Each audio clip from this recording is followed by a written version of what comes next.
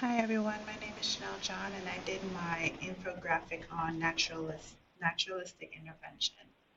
Um, Naturalistic intervention is based on the theory that human and animal behavior can be explained in terms of conditioning without appeals to thought or feelings, and that the psychological disorder are best treated by altering um, behavior patterns such as behaviorism. This intervention uses a collection of practices, techniques, and strategies grounded in applied behavior analysis principles and is designed to encourage a specific target behavior based on the learner's interests by building on more complex skills that are naturally reinforcing and appropriate into the interaction.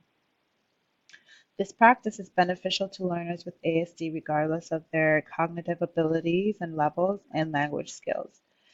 It is beneficial and effective for preschoolers all the way up through high school. I've seen some research that said that it is also beneficial for some adults. Um, and it can be used across settings and people.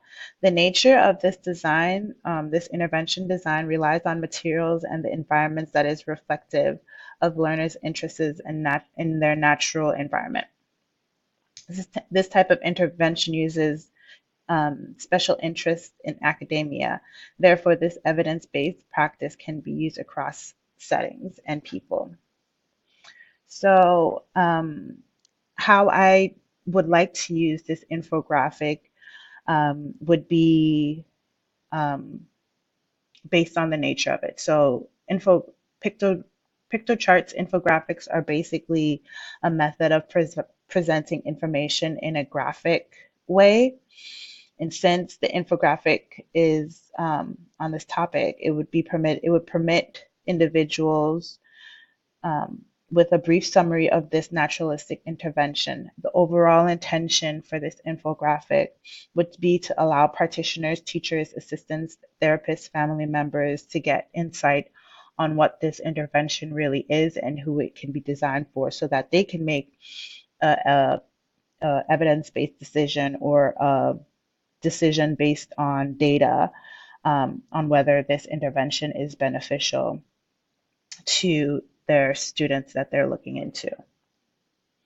And if you like, you can have a few minutes to look over my intervention. So what I did with this infographic, and I'll explain some, is that I gave some brief details about this intervention, and then I did the modifications and the visual supports, and then I put some important things that you should consider if you want to select this type of intervention.